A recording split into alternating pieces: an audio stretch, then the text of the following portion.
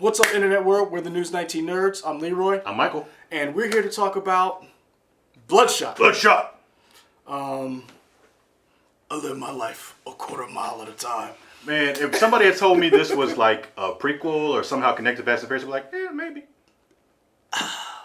Sure, why not? I will say Vin Diesel is more eloquent and speaks with a more open mouth than he does. He doesn't mumble in this movie like he does in Fast and Furious. He doesn't, but he just seems angry in this movie. Like, even when he's happy. He seems... So, first impressions. If you saw the trailer, you know that this is a... it says it's supposedly a superhero movie. This is a valiant character named Ray Garrison who supposedly died in combat, brought back to life, and is a super soldier. Mm-hmm. I will say that I liked it, but this movie was surely lacking. So somebody who doesn't know anything about the comic book character, I mean, I've seen the cover on stuff, but I've never read an actual issue. Yeah. I like, this is a perfectly fine movie. This didn't blow me away. And this is the thing that I will say about this movie. Two things. One, it shows you how difficult it is to do an origin movie. Hats off to Iron Man, because everybody loves what the MCU did, but you couldn't have got there without the first movie. And they didn't think that they had that. They just said, let's make a great movie. Two, if you're gonna do a super soldier movie, it's you gotta do something different. Explain to me how this was different from any other. The Punisher. Well, I mean, he kind of has like superpowers. I understand that. His skin comes apart. But what I'm saying is, the effects were pretty cool. For $45 million, what this movie I believe was budgeted at, I will say it is one of the best looking $45 million movies ever. Yeah, the effects look pretty cool. I think this is a movie of coincidences in terms of stuff just happens the way it needs to happen. I'm like, well, this is cool for a movie, but it doesn't make any sense logically, like in the real world. No. I'm trying to think what other like non-spoiler stuff. I'm trying to think if anybody stood out. I like Lamorne Morris. I like him as an actor. Is he really British? I don't think so. I wasn't sure. No, and it was one of those things where I was like, oh man, I don't really know, because there's so many of British or foreign actors who are black who are not American, but they nail the American accent, so it's so weird. Who's Stringer Bell? Idris? Man. I know everybody was like, oh wait, he's British? Because when they first saw him on The Wire, they thought that the dude was from here. Nah. My favorite one who you're like, that's how he really sounds? James McAvoy. Oh, yeah. When you hear James McAvoy, and it is just for anybody, when you hear James McAvoy, you're like, that's your real voice? Mm-hmm. It trips me out every single time. Mm-hmm. I literally watched SNL, the one where he hosted SNL, and he's like, yeah, this is my real voice. And I'm like, bravo, sir. Mm-hmm. But yeah, I wasn't sure. I'm trying to think of what else. Some other non-spoiler stuff. Go ahead. We talk about, our channel usually doesn't get political for the most part, and we try to stay away from most major news stories. Yeah. But side note, I tried to go to watch this movie to get away from the coronavirus, but I couldn't, because 3 of the trailers that came up before the movie started were all movies that have since been delayed because of the coronavirus. See, and that's funny because Go ahead. Fast and Furious 9, your movie that you're happy got delayed, New Mutants. Oh, that ain't Hulu. and Quiet Place 2. They all show these trailers with a date on it. The old date. That date ain't right anymore. Son, I'm telling y'all right now, I'm going to make a video. When it shows up on Hulu, oh, Joe was right. I'm telling y'all, when this movie shows up on Hulu and it doesn't come out in theaters, I just want the props. That's all I want. Because that movie ain't never coming out in theaters. We also had, what's the other movie? Mulan? Tom Hanks. Greyhound. Greyhound. I saw that and I was like, oh, well, that guy actually has coronavirus. So it's just interesting. You try to get away from that stuff because we're in the news business, and it's like I couldn't because it's still, I'm still seeing it before the movie starts. Because trust me, if y'all are tired of hearing about it, man, yeah, we are tired of doing it. Yeah. I will say this: The two standouts from this movie was, this is $45 million, and this movie looked great. I hope Black Widow looks this good. Like, visually, the special effects, the nanites, the sprawling set pieces, it looked amazing. And, go ahead. The last fight was kind of hard for me to follow. Mm-hmm. It kind of did a Transformers thing.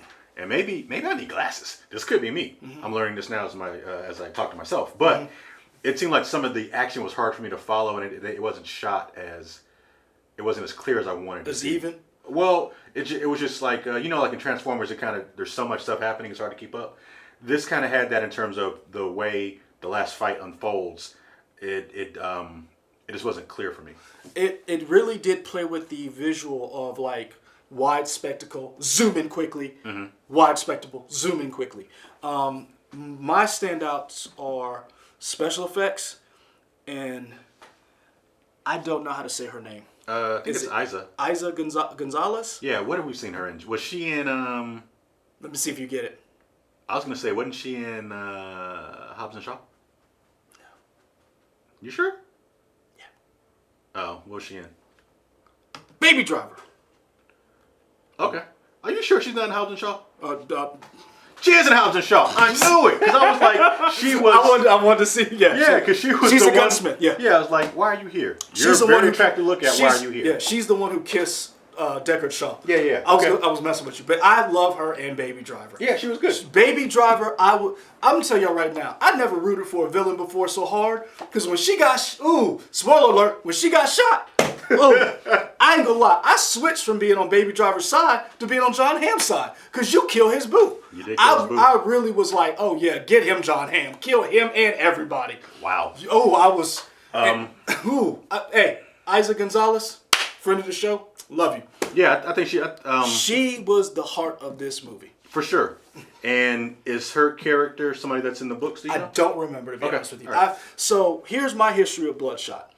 I used to love Valiant because it was different. I bought the Deathmate covers where they had this big sprawling, and I got a little burnt on Bloodshot because Valiant does this thing that I do not like. The Valiant comics. Some of you guys who are watching this probably, you may like this. Well, they will start a run and restart it. So you kind of don't know if you're just walking in and you see like 4 or 5 number ones, like where does this fall in line? And Marvel is really bad at that. Valiant at times is bad at that as well with with Bloodshot. And Bloodshot's really the worst to me. Exo Manowar is pretty much easy to follow because you can kind of see where the story beats are. Eternal Warrior is another one that's kind of hard, but the stories are kind of like self-contained. Okay. It's just when they do crossovers. I like Bloodshot, the character, in the comics. Okay. I did not dislike this character in the movies, but I think you have to do something different because we've seen the super soldier fighting against his programming or the people who made him, and then he's got to find his way. Yeah. Like that, it's all been done before, and I really wanted to like this movie, but there was a lot of times I was just like, eh. Well, I wonder if because it was made on the cheap, more or less, for a superhero movie, if it only does if it manages to get like 200 million, that's good for them. Overall, at the end. I don't think they're going to get 200 million. Because, there could be a lot of reasons. One, people may not like the movie, and also, people with the coronavirus, people aren't going to movies. How was your theater in terms of people? I was probably one of 12. Yeah, I might have been like 1 of 10. And again, it was a matinee. So, yeah. And let's be honest, there's going to be people who are going to the movies who want to get away from the news coverage and do want. And I'm not going to tell you it's a bad movie. And again, this is my problem. Because I like something, I expect it. I want it to be good. Up here. I do, and I really like Vin Diesel, and I love the idea of Bloodshot, and he loved it. And that trailer the movie itself is amazing looking. The way they use technology, the way they talk about the nanites, and the cast. Guy Pearce. Oh, good. He is a great actor. He takes some dog blank movies, but he's a good actor. Go watch the Proposition, and I'm trying to think of. We all know Count of Monte Cristo. Count of Monte Cristo. The Proposition is he does a lot of Australian movies. There's a movie he did with Robert Pattinson called The Rover. Whoo! Go watch that. What was the movie he did where he was out in space and he had to like Lockout. I love that movie. That movie's not great, but it's fun. It's not, but it's fun. This is why I like that movie. It knows what kind of movie it is. Yeah. And it's like, it's just having fun. Yeah. This movie, I think, with everybody you had, I just felt it could have been better. And the one thing I felt like that you don't want to scrimp on, or you don't want to be cheap on, was the writing. And I thought the writing was lacking. Now, where it shined was the humor. There were a lot of funny moments in this movie that I felt like build on that. Yeah. And I feel like they missed the mark. Yeah. Spoilers? Let's do it. All right. Spoiler alerts. Here we are. Spoilers. All right. Where you want to start? Start at the beginning. I did not believe the whole wife thing. So from the beginning, you were like, you already knew that it wasn't his wife? Not that I knew it. We knew it wasn't his wife if you watched the first trailer. Oh, really? I see. Then I blanked that out. Yeah. So if you watched the first trailer, you knew it was his wife. But I didn't believe it. Like, and one of the things you have to sell me on is the connection between the two. I felt more of a connection between Isa Gonzalez and Vin Diesel than I did the wife that they created for him. Well, I wonder if it's because they had more screen time together too, Isa and Vin together. But it's how you crafted the movie was, you just had this. He goes on a mission. He comes back. They have this one night, and that's it. You didn't have like moments of like peppering in his memory of them together, and that's the problem I had. Did this movie feel long to you? It did, only because I hate saying this, and I'm sorry, because I was bored. It didn't feel long to me, and I wonder if that's because maybe they took stuff out to build more backstory because they want to keep it moving. To me, I felt like it moved pretty well. It moved, but it was like I knew what was going to happen before it happened. And that's why I said I was bored, because it was like I like to consider myself to be at least of average intelligence, but I also love writers who surprise me. Writers who say, I know you think this is going to happen, but subvert your expectations. It did none of that. Every beat that hit, I was like, yep. And I was like, there's so much wasted potential that we'll get into it in a little bit. Okay.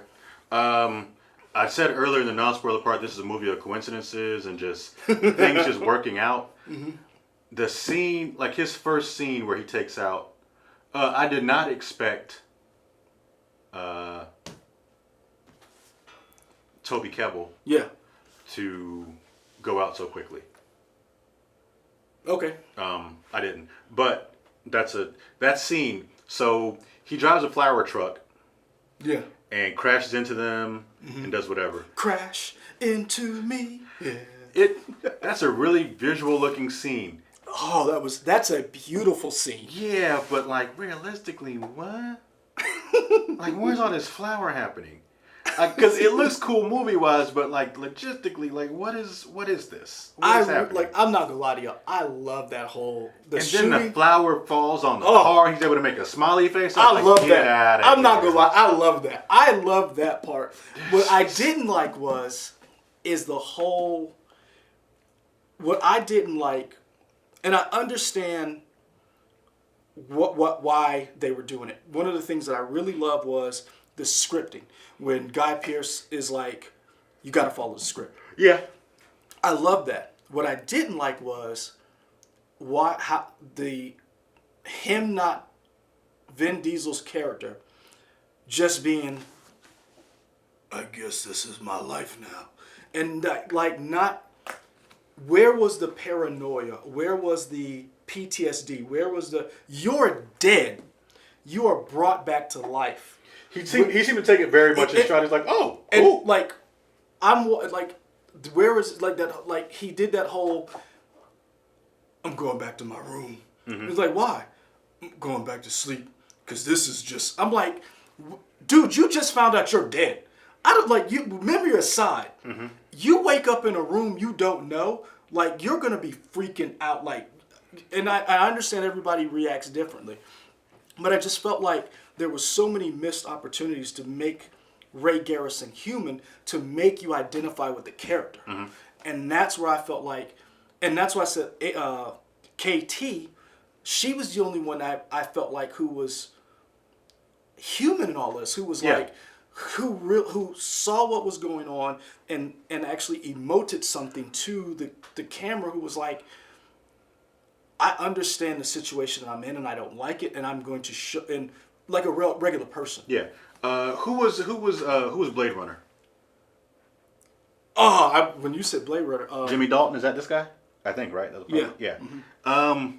He was just evil to be evil. I'm kind of over evil to be evil. Yeah, like I want him to have a little more depth. It's just like, you're just kind of an a-hole. And like, not only that, why are you so mad at Vin Diesel? And like, are you mad because you got passed over because this is the new shiny toy? Are you evil because you're dealing with PTSD and you like, where is this? Yeah, it's just like, you just like, why you're just a dick for no reason. For no reason. We have like, if there was a time when they'd be like, oh, maybe you and Ray got into it or something, but we not only based that, on that. Not only that, I would have believed if he was tired of babysitting Ray. When you were the one going on the missions doing things, like if you were sidelined, like if your job is to do something and then your job is replaced and then you have to babysit the person who's replaced you and then doesn't even know he replaced you. Yeah. I could see that. I feel like we got a little bit of that, but I feel like they could have done a better job of explaining that. The other character that I think was the guy who was the eyes. His name was I don't know. I don't. And this is the thing too that really bothered me. I don't even know what his name is. I liked him. He's not listed here. I don't think. And what was his name? And like you have these people with such great tech, and he was the guy who I was like, he should have been the one who was like, I'm not okay with this, or could have been the one who went to KT and was like, KT, we can't live outside. We can't live in the real world. Yeah. Like, where was that? Because I felt like he kind of was a sympathetic character, and you could have identified with him and said, we have to do this to live. Yeah. And this is the only place for broken soldiers like us. We can't go on the battlefield because we're R&D. We can't go home to our families because nobody claimed our bodies. Where was that? Yeah. And I felt like he was such a missed opportunity. So Ray has been doing these missions for a while. Because you saw the gum underneath the... I think I like that touch. That was a cool way to tell time. I think that was cool. Also, Gina says it's been 5 years since she's last seen him, and blah, blah, blah. He's killed a bunch of people. I am so sick and tired of the trope where the big bad who goes and kills other people still has people who work for him. You ain't got job security. Why are you working for this man? He will kill you. You've been a part of him killing multiple people. Why are you still working at this company? I don't get it. The banality of evil in this and not identifying why these people... Now, don't get me wrong. I understand why people do it. The problem that I have with it is that you don't identify why. And that's where the other thing. I did not like Toby Kebbell's character in the sense of they all know he's coming out to get them. Why are you not working together to protect yourself? Like, you hired these people to protect you, but he's sending super soldiers after you. You know that. Yeah. I wonder though if I think Barris was his name, not Toby Kebbell's character. Did you think he was Fat Dougray Scott? Maybe. I did. When I saw him, I was like, is that Fat Dougray Scott? You know, Dougray Scott is on Batwoman now. Really? He's Kate Kane's dad? Yeah. Oh, I might. I may check it out because that dude's CW's Batwoman. That dude's a prick. Yeah. Like in the comics, her dad is a prick, man. He's not the nicest in the show. Side note: Dougray Scott is mad at Tom Cruise for not letting him be Wolverine. Oh. You didn't hear about that? No. Oh yeah, man. He did an interview not too long ago where he was like, everybody was willing to work with me so I could do, because Douglas Scott was the original person to be Wolverine. And Tom Cruise was like, nah, man, we better get this Mission Impossible. And Douglas Scott still, I understand, man. So Mission Impossible just killing all superhero dreams. Like, because you got that. You got Henry Cavill with the mustache for Mission Impossible. Mission Impossible killing superheroes out here. Man, Tom Cruise is... Yeah, hey, like, you work with me. I don't care about your comic book. Tom Cruise is Theta. Yeah, basically. What's I going with that? Yeah, okay, yeah. The Fat Douglas Scott. Yes. Because his name is like Johansson, whatever. Yeah. So, yeah, Nick Barris, I almost wonder Fat Douglas Scott. Lamont brought it up. Yeah. Saying, yeah, this was a plan to bring him out. So I almost wonder if he put Toby Kebbell out as bait so that the dominoes would fall in order, so maybe he didn't work with Toby on purpose. True, but the thing is, I don't like the fact that you did not set that up. Like, if there was too many questions of, oh, did not mean to do that. Yeah, it does that sometimes. I know, that's why we need a new laptop. Hey, fix that. I'll try. Oh, hey! Okay. I'll try not to do it again. I will say this. I was kind of like, okay. And then Toby Kebbell shows up. And when he did Psycho Killer, I was in stitches. I almost wish that was his real character. Like, but not just... That guy was interesting. Not just that, but I liked the comedy where he was like... and I was like, when he did the feet, and then he had the shoes on, I was like, okay, now we're getting somewhere. And then... you realize that's not what happened, but if you watch the first teaser, the first trailer, you knew that. Because in the trailer, it shows him killing, and then it shows them scrubbing through faces, putting in RST employees up there. Does the trailer show Toby Kebbell as the bad guy? Yes. It does? Because I only remember Toby Kebbell being in the car. I don't remember him being the one pulling the trigger. It shows him pulling the trigger, and then it shows him through the face of Rolodex, and then Guy Pearce says, okay, next one. Yeah. And so I knew going in, but I was like, okay... I thought we were going to get something. I thought we were going to get something new. I felt like he was underutilized. And the beats that I felt like they should have kind of picked up on and run with it was the other IT guy when he was like, no more ideas out of you. You've used every cliche. And he was like, Psycho Killer. Like, I like that back and forth. Like the whole, but explain why the evil genius still has people who works for him. And like that whole, again, I say this, the banality of evil. You know you're working for an evil boss, but why are you working for an evil boss? Is it because the stock options are great? Like, show me why this company has been able to survive when all of the founding members and people who just get knocked off and like there's no news coverage. There's no like, hey man, yeah, the 11th guy from RST yeah, former RST employee, like, we should look into this. Okay, they're just dead. You talked about stock options. Shout out to Agents of S.H.I.E.L.D. During season probably 2 or 3, whenever it was introduced that Hydra had been in S.H.I.E.L.D. or whatever from Captain America, and then they brought over to the TV show, they finally start to root these people out. And they were always trying to figure out why people would work for Hydra. And they talk about, they don't say stock options, it's something about the benefits or something, and that was code word for Hydra would essentially booby trap your family. So if you didn't come work for them, they'd kill your family. Yeah. So at least you had a reason for like, oh, these are why you're working for them, because you care for your family. Yeah. We didn't get any of that here. That would have been something. Not only that, the people who worked for the company, why aren't you sounding the alarm? And I guess that was the thing that I felt like, that's bad writing. Like, sorry, that's 90s and 80s writing. We're now at a time where movies are more sophisticated. The audiences are more intelligent. So as we get more sophisticated with our entertainment must get more sophisticated and more nuanced. And I feel like here's an opportunity to explain, and I feel like they did touch on it a little bit. I thought that the whole idea behind trying to make veterans and soldiers better, but I felt like Guy Pearce's character should have been set up more as a kindly, I'm trying to help veterans. I'm trying to, like, the whole world forgets about you. Well, let's take that out of it so that you can come home, so that no one else has to deal. Like, where was that? And there was none of it. Because you always hear the thing, every villain believes they're the hero of their own story. And that would kind of tie into that of like, he thinks he's helping you and that's why he's doing it. But really, he just seemed like an evil dude. And that's why I was like, then the one time you had that face-to-face between Guy Pearce and you from Vin Diesel,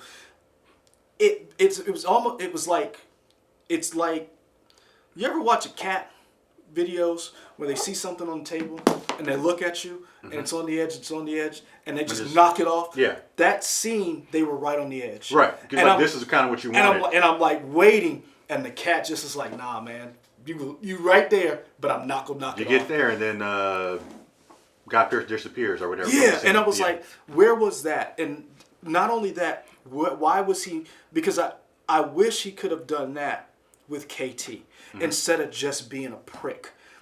Where was these moments? And that's why I said I felt like it was so much wasted potential, because we know we have these real world situations. So implement them in here of this technology. Bring in the fact that we have mercenary companies all over the world, some good, some bad. Some do things like K&R, kidnap and ransom, where they go into these places and rescue corporate employees who were taken and ransom. Right. We saw that in Man on Fire. Then we've seen bad mercenary companies like The Gunman with Sean Penn.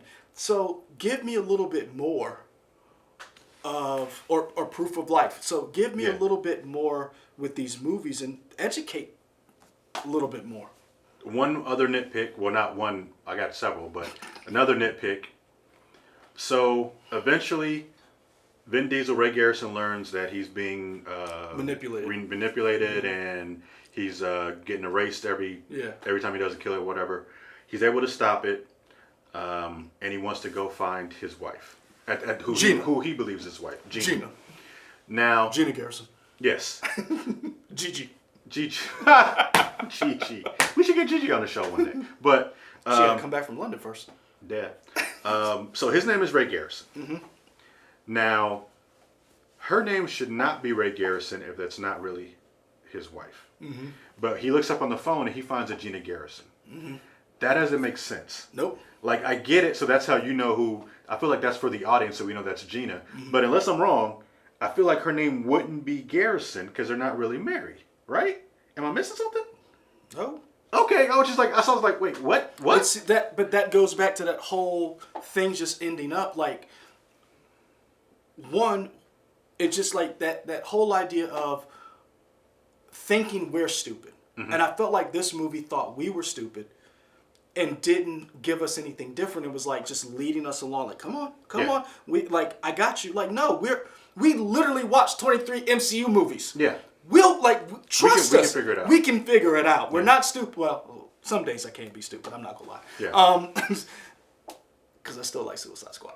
So there's a possible chance that her maiden name could be Garrison. I doubt that. But if it is, that's another big coincidence. But that's just, stuff like that is just, it's little weird. stuff like that, but I will say, the special effects, man, that last scene between him and Guy Pearce's character, when he catches that grenade and you see the nanites and you, like... That was cool. I would have liked to have seen more of that. I love the chase scene when he does go find Gina, between him and Blade Runner. That was amazing because even though the scene was shot and it was kinetic at times, and the action, the individual people move quickly because they're super soldiers, the shot still stayed. So it looked like as the shot moved in real time, they moved quicker. So you could see, that was amazing. I really enjoyed that. Like the whole idea, and him and Blade Runner and Eyes working together, the knife in the back, because we've seen it before, if you stab somebody in the back, there's a spot in your back you can't reach. That was like knowing where to hit him. That whole idea was great. But again, these little things where you could have had a little bit more, because remember, KT comes back after tries to get Higgins, and she sees Blade Runner all kind of messed up. she could have needled him just a little. Like that could have been where that, going back to that whole, why do you hate Ray Garrison so much? Well, he replaced me. And then in the field, he beat you. Yeah. So where was KT? Like, that was a little off. Like, I knew Higgins was going to help KT when she... Yeah, sure. Like, you knew that, but it's like, where was... So Guy Pearce, Dr. Emil Harding, he has an arm, cool arm, looks cool, and he's able to control Katie. Yep. More or less. He's able to probably control all of them. Probably, yeah. He probably... Yeah. I think it is logical to assume that he has some sort of kill switch for everybody. That's fine. Or is this arm? Whatever, it don't matter. Yeah. We see him be able to prove his point once to Katie. Yeah. One character moment that I liked in terms of, I don't want him to be just pure evil, but it was kind of menacing. He says, "I come to you out of respect." Yeah. I don't have to. I don't have to. He's like... It's just respect, and Yeah. I just want the same thing. I thought that was cool. That was cool. Like, there were moments where he was great. Yeah. Again, Guy Pearce, awesome actor. Yeah.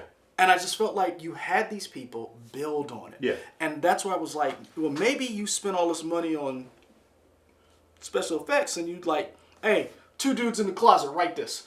But this is where I guess I was a little bothered because you had one of the guys who's listed as a producer on this movie is Dinesh Shamdasani. Yeah. Who worked at Valiant, who was champion. I follow him on Twitter, follow him on every platform I can. And there was a lot of people who worked on this movie from the comic world, I want to say, but I just feel like, or maybe I'm wrong, maybe they didn't have a lot of people working. I just felt like they did not do a good job of getting a new, because the trailer built a new type of superhero. Yeah. It was not the new type of superhero movie. Not and really. It just was kind of basic. And that's where it just felt flat a little bit to me. Don't get me wrong. Because I'm a sucker. I'm going to buy it. It's like, I did like the movie. I was telling you that I'm part of the Regal thing where I saw that, Bad Boys, Jumanji, and Charlie's Angels, so now I get them all for digital. Oh man, see, I can't bring myself to watch. Like I didn't even watch Charlie's Angels. I just paid for the ticket so I could get the digital thing. See, because it's cheaper that way than doing whatever. See, as much as I thought the trailer was okay, and I know I'll watch it eventually, I could not bring myself to watch Charlie's Angels in the movie theater. I couldn't. To me, it was just a good deal for the digital. I for felt all like, four. and this is where I guess I understand some people. They're like, you got to support the movie, and I'm like, no. It just didn't. It just seemed off, and Patrick Stewart even being in it did not. It almost. Yeah. But sorry. To get back to the arm thing. So Yeah. I like that thing, but so he could kill her anytime he wanted, right? And that's what kind of what we get from that. He knows something's wrong, and he sees that Katie's gone. Right? Why didn't he just kill her right away? Like, why was he trying to find her to kill her? To me, that's a scene of, oh, we need the audience to know what's going to happen. And if he kills her, then you don't have a movie. I get that, but I feel like it could have been written a different way. If we already seen that he can kill her whenever he wants, he could have just killed her without having to see her, right? Or at least, this is the thing, realized it was her, killed her, and then, or thought he killed her, and see something still happening, and then going and realizing, you're still alive. Right, yeah, that would be another way to tell the story. And that's why I said, that's where I wished Eyes and KT, there was more between the two of them, or just, I would have liked to see more interaction between all 4 of them. Yeah, for sure. Because that would have been more because it would have been more believable that they would have had to do this script all over and over again. Because see, I almost thought the way, like when he first gets introduced to the other 3 people, they're kind of, there's a little bit of camaraderie, right? So I thought, oh, maybe we'll get a mission with all 4 of them together. So that's where I was thinking. So you do the first mission. Mm-hmm. That's the one that gets his feet wet, and you're like, okay. After they collect him, they go back, and then they're like, what would have been cool was if Blade Runner or Dalton would have been like, okay, now we can get to our real jobs. Mm-hmm. Like when he said, we got a job to do. He's like, I'll tell you about it later. Yeah. Now, I could have seen if you're upset because we have to do this mission just to get you to do our and that's maybe, again, I don't know, I wish there was more behind the scenes, but I will say this. Vin Diesel looks like Bloodshot. he moves, and I liked his acting in this. I just feel like Vin Diesel's good enough that he can do more. And if you don't think so, go watch Pitch Black. Go watch Riddick, because he acts in those movies. Go watch Find Me Guilty. No. Do not do that. Stop it. Man. But no, I feel like Vin Diesel, I like Vin Diesel. I know a lot of times he's pigeonholed in certain movies. There are times in the Fast and Furious movies where I'm just like, that smoldering intensity that he does when Chris Hemsworth's wife gets killed. Like, there are times that he does a really good job. And I feel like, trust him. Give him more. I would have liked to have seen him when he saw KT in the pool, when he's looking at it, it's like, what are those? Mm-hmm. That was a cool little design on her. Is that a tattoo? What is that? It looked cool. Or is it helping you breathe? Yeah. There was so much where he was got like... gills? Again, there was so much interaction that was missing between some of these people. And and again, I know it could be me. Maybe I'm expecting more. But I guess it's because we've seen so many different movies that do things like, I know it's not the same, but it kind of is. Another Sony movie we saw was Enter the Spider-Verse. Mm-hmm. When I went into Enter the Spider-Verse, I did not expect that kind of movie. Enter the Spider-Verse to this day is still my best movie from 2018. Sure. I cried in that movie. It made me call my dad. And I'm not saying that this movie should have done that, but I should have felt something. Mm-hmm. And I didn't. And I was like thinking to myself, hey, where is the innovation in this movie? You have this guy who's a super soldier. Why don't you do more with it? Because I felt like a lot of times there was no like military thinking when he was killing people. He was just a blunt instrument. Oh, yeah, yeah. And I felt like, where was the evolution of him saying, okay, just because I can doesn't mean I shouldn't. What people don't understand is that a lot of these soldiers who go into battle are not just brutes. They're not just bashers. These are highly intelligent people. Right. Who have studied military tactics. Don't get me wrong. There's at every job, there's 10% of idiots. We got them here. But where was like him using cover? Mm-hmm. It's like there wasn't a lot of that, and I wanted more. Side note: Chris Hemsworth's wife, his name is Elsa Pataki. I could not remember what her name was. Put respect on her name. I could not remember, and I didn't want to say something. Okay. It wasn't her name. Elsa Pataki. But that's a beautiful woman. To learn her name. Two, I feel like she's better than Rodriguez. As an actress? No, just as an actress. I felt like Vin Diesel should have been over Letty. Well, I mean, Letty's a timeless love. We could do a Fast and Furious breakdown if we wanted to, but Letty's I'm just saying, love. when she showed up, they've been together since Letty was 16. Sometimes. Now, how old was Vin Diesel at the time? Hey, for in the movie, I don't know. Hold on. Sometimes you got to move on. Dang. I'm just saying. You can't let Letty go. We learned that from Fast and Furious 5 with the necklace in Fast 4. I understand that. Probably should have. Dang. I'm putting it out there. Hey, you know what? She could still be alive, right? You brought Han back. Figure out a way to bring her back. Bring her back. Bring Giselle back. Man, if she shows back up. That would be wild. Man, of her. Now she got a metal plate. Yeah. Figure it out. That'd be awesome. Yeah. But no, I liked it. When this movie comes out on DVD, Blu-ray, and a Steelbook, guess what? I'm probably gonna buy it. I do like the movie. I just felt like it was just okay. Yeah. There we go. We felt like it was just okay. Sounds like we might have bashed it. I understand. We talked a lot of negative, but I enjoyed the movie. I did. There were parts I'm not gonna lie, I was bored, but man, seeing him be Bloodshot was amazing. I just would have liked a little bit more duck and cover. There we go. Because, that elevator scene. There we go. I really liked. If you like that kind of tech or that kind of mech, go play The Surge.